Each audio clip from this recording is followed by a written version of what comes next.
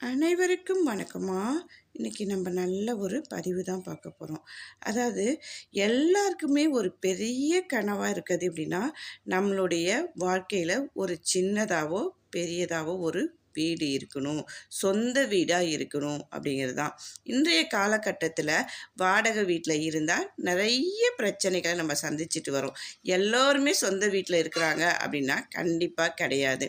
அப்போ எல்லாருக்கும் ஒரு சொந்த வீடு அமையணும் அப்படிங்கும்போது நமக்கு அதில் பணப்பிரச்சனை இருக்கும், நமக்கு சரியான வேலை வாய்ப்புகள் இல்லாமல் இருக்கும், இல்லை குடும்பத்தில் ஒருத்தர் மட்டும் ஊதியம் பார்த்து அது மாதிரி பிரச்சனைகள் நிறைய இருக்கும்.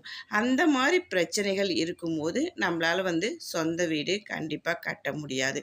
இது எல்லாத்துக்கும் நம்ம தீர்வு எதை தேடுவோம் அப்படின்னா கடவுள்கிட்ட தாங்க சொல்லுவோம். நம்ம போய் கடவுள்கிட்ட எந்த ஒரு பிரார்த்தனையை மனதார வேண்டிக்கிட்டாலும் அது கண்டிப்பாக நடக்குங்க. எப்பயுமே நம்பிக்கையோடு தாங்க போகணும். நம்ம போய் எந்த கடவுள்கிட்ட உங்களுக்கு வேண்டுதல் வைக்கணுமோ அந்த கடவுள்கிட்ட மனதார உன்னை விட்டால் எனக்கு ஆளே கிடையாது அப்படின்னு சொல்லி நம்ம வேண்டோம்னா அந்த விஷயங்கள் கண்டிப்பாக நல்லதாகவே நடக்குங்க.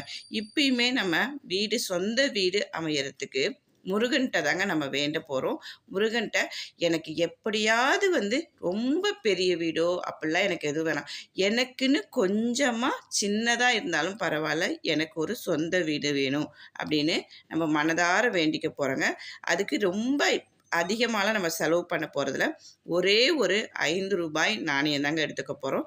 இதை நீங்கள் இந்த விளக்கு ஏற்றும் போது தினந்தோறும் ஏற்றணுங்க. ஆனால் நெய் விளக்கு தாங்க, ஒரே ஒரு நெய் விளக்கு ஏற்றும். ஏற்கனவே நம்மளுடைய பூஜை அறையில் விளக்கு இருந்தால் பரவாயில்ல, அதையும் ஏற்றிக்கோங்க. அதோடு நம்ம வீடு கட்டுறதுக்குன்னு ஏற்ற வேண்டிய விளக்கு ஒரே ஒரு நெய் தீபம் ஏற்றணுங்க. சரி, எப்படி செய்யலாங்கிறத பார்க்கலாம்.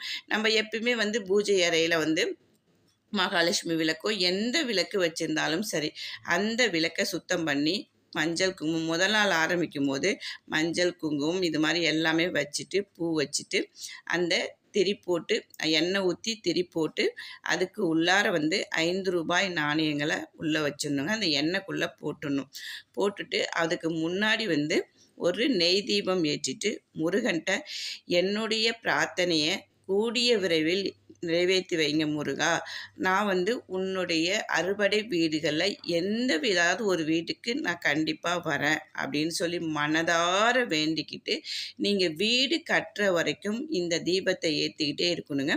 எப்பயுமே நம்ம வாரத்துக்கு ஒரு தடவை வியாழக்கிழமை அன்னைக்கு விளக்கை சுத்தம் செய்வோம் பார்த்தீங்களா, அந்த மாதிரி சுத்தம் செய்யும்போது அந்த ₹5 நாணயத்தை மறுபடியும் எடுத்து வெளியே வச்சுட்டு விளக்கி முடிச்சுட்டு மறுபடியும் அதே நாணயத்தை தான் நம்ம விளக்கில் போட்டு ஏற்ற போகிறோங்க. இந்த மாதிரி தினந்தோறும் ஏற்றிட்டு வரும்போதுங்க உங்களுக்கே கண்கூடாக தெரியும். அதாவது நீங்கள் நினச்சி கூட பார்க்க முடியாத நேரத்தில் டக்குன்னு வீடு உங்களுக்கு அமையறதுக்கான வாய்ப்புகள் வருங்க. அல்லது நிலம் வாங்குறதுக்கு உங்களுக்கு ஏதாவது ஒரு ரூபத்தில் பணம் வந்துக்கிட்டே இருக்குங்க. அதோடு சேர்ந்து நம்மளுடைய முயற்சிகளும் இருக்கணுங்க. நம்ம எந்த அளவுக்கு முயற்சி பண்ணுறோம் பணத்துக்கு அப்படிங்கிறதும் இருக்கணுங்க. இந்த மாதிரி செஞ்சுட்டு வரும்போது கண்டிப்பாக உங்கள் வாழ்க்கையில் நீங்களும் புது வீட்டில் கண்டிப்பாக குடியிருப்பீங்க அப்படிங்கிற நம்பிக்கையோடு நீங்கள் செய்யும் போதே நம்ம புது வீட்டில் தான் நம்ம விளக்கேற்றுறோம் அப்படிங்கிற மாதிரி நம்பிக்கையோடு செய்யுங்க. முருகன் அருளால் எல்லோருமே புது வீட்டில் குடியிருப்போம் அப்படிங்கிற நம்பிக்கையோடு செஞ்சுட்டு வாழ்க்கையில் எல்லாமே நல்ல விஷயமா நடக்கும், எதுவுமே நமக்கு கெட்டது நடக்காது அப்படிங்கிற ஒரு பாசிட்டிவ் மைண்டோடு நம்ம இருந்தோம் அப்படின்னாவே நம்மக்கிட்ட நடக்கிற எல்லா விஷயங்களும் நல்லதாகவே நடக்குங்க. நம்பிக்கையோடு செய்வோம், நல்ல வளமோடு வாழ்வோம். வாழ்க வளமுடன்.